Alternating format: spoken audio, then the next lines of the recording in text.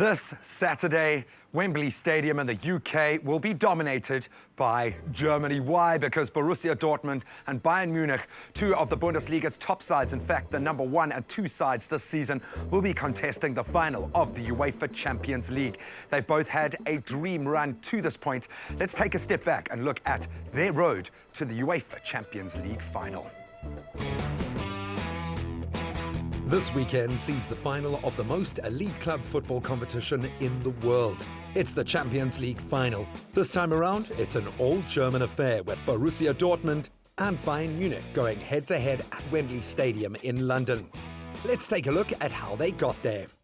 Both teams would emerge from the group stages at the top of their respective groups, with Dortmund remaining undefeated after facing Real Madrid, Manchester City and Dutch champions Ajax Amsterdam.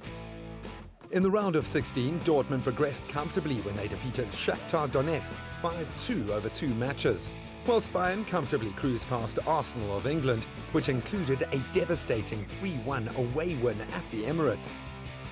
In the quarterfinals, Bayern Munich would stroll into the semis, defeating Juventus 2-0 at home and away. Borussia would draw their first leg away and go into the home match with the scores level at 0-0. Then Borussia Dortmund faced Malaga for what was arguably the most exciting game of the competition. Trailing 2-1 at home with only minutes left to go in the tie, Malaga for a moment almost tasted the semis.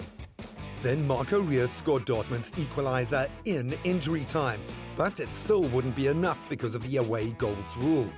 However, Felipe Santana was on hand to tap a ball, which was actually adjudicated to be offside after the match, into the back of the net to break all Malaga fans' hearts and send Dortmund into the semis with a final score of 3-2.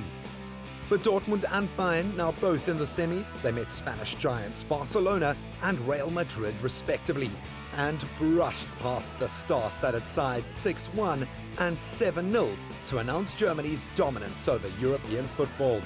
Now we look forward to a final between two hard-working sides with devastating attacks in the quest to be crowned the best club side in the world. Welcome back to our very chilly sports panel as we kick off a brand new segment where we are discovering our sports-mad fans at home, bringing them onto our expert panels. Of course, the expert this morning, Tico Modise, joins us, Sundowns, and of course, Bafana captain. He has the experience and he has the know-how. Then we have got Ziyanda. What is your fan base? Who are you supporting in this weekend's final? I think I'm going to go with Bayern. Okay, Yeah. We'll leave it there for now. James? I think I'm a neutral, but it would be nice if Dortmund were to win it. I like that. Marissa? I'm also neutral, and I'm a firm believer of the underdog, but Bayern, third time lucky, so I hope they get it. All right, let's kick it back now. The big news this week, Mario Götze, who has been the star player for Dortmund, moving across to Bayern Munich now at the end of the season. That has been confirmed. He is out of the final. Teko, when a star player is taken out of the fold like that, how much pressure does this put on Borussia Dortmund? Do you think they have enough in the tank to be able to see themselves through without him? I mean, if you check most of the players there in Dortmund, they're not big names and they play very well. So they've got an eye for talent. I don't think they'll struggle even without him. I think they've been progressing very well, along those years to become a better team. And I'm not surprised that in the final as well. We've seen the demise of Spanish football. I think a lot of us expected to see two very different teams in that final. Bayern Munich, they are known as chokers. We saw it happen against Chelsea. Ziyanda, what do you make of their chances this year? Do you think that is a title that they deserve to be painted with this year?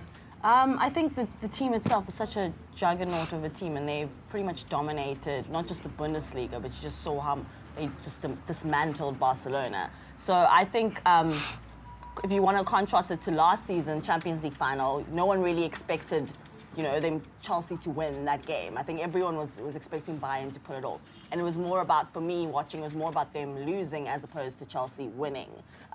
They missed a lot of chances, they weren't really clinical. So this season, I think they've pretty much dominated everything and they will win. And they have been clinical this season. And you have to be to prove yourself against the likes of the Reals and the Barcelonas out there.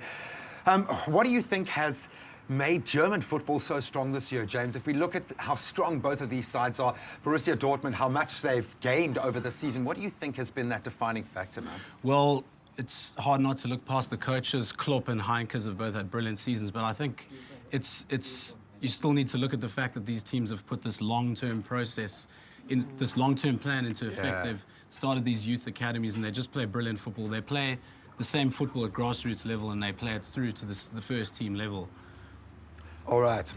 Teko, it seems like we need to give you more voice there. Well, what do you reckon is the strength of the Bayern Munich side? And I will get to you, Marissa, I can see you chomping at the bit. When you look at the star-studded team that Bayern have at the moment, what do you think it's going to take to be able to beat a side like that? How do you contain them? I mean, if you look at Ribery, I mean, if you look at Robin as well, you know, the work rate that they have, you know, they're helping the team very well in terms of going forward and coming back. And you really see that in top players, and then those are the key players in Bayern.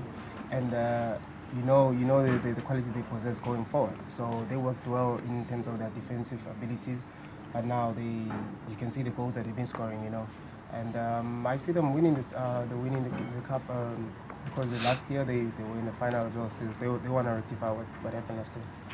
Now, I actually heard that Robin's feet move so fast that his own brain can't actually keep up, which is a pretty daunting thing when you've got to face a team like that. Yeah. We've seen these two sides meet twice before already this year. It's ended in a draw. Yeah. Marissa, are we looking at a possible penalty shootout? What would that mean for the fans? I don't think there will be another penalty shootout. We had that last year. But I do think whoever scores first is going to win, because it's so easy to just park the bus after that. Yeah. I wouldn't also put it past Thomas Müller from Bayern Munich. He's not as charismatic as his teammates, but he is so effective. And if he gets through, the same with Dortmund's Lewandowski, that one, Yeah.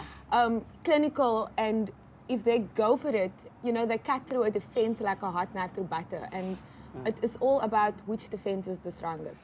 And that, for me, typifies the German attack at the moment. You know, for many years, there was a stigma about German football and a lack of flair. I think they proved in the 2010 World Cup that is not the foundation that German football is played off. How do we contain a player like Robert Lewandowski? If he gets another hat-trick, he could be the wearer of the golden boot. How do you contain a player that fast? Do you think Bayern have in their defensive arsenal enough to contain them? Sianda? Well, I think if you're looking at the defense now, Boateng at the back, I think they can. For Lewandowski, if you look at him as a player, if he moves around quite fast. Pretty much the whole team moves around quite fast. But the Bayern centre halves really have to contain him. And I think Götze being missing, he's had a lot of link-up play with Götze this season, and that's where a lot of their creativity comes from moving forward. So now that Götze's not there, I think it will not that it will be easier to contain him, but I think that maybe creatively they won't have as much oomph to moving forward as they did. All things said and done, it is going to be an incredibly hotly contested affair, two very well-balanced sides. I'm going to get these guys' predictions as we move into the next phase of the show. We're going to continue talking about UEFA Champions League. We've got Nedbank Cup final to get through, and of course Bafana's upcoming friendlies. But before we get ahead of ourselves, let's see what's coming up on the youth sport calendar. Another bumper weekend with a couple of derbies thrown in. Let's take a look.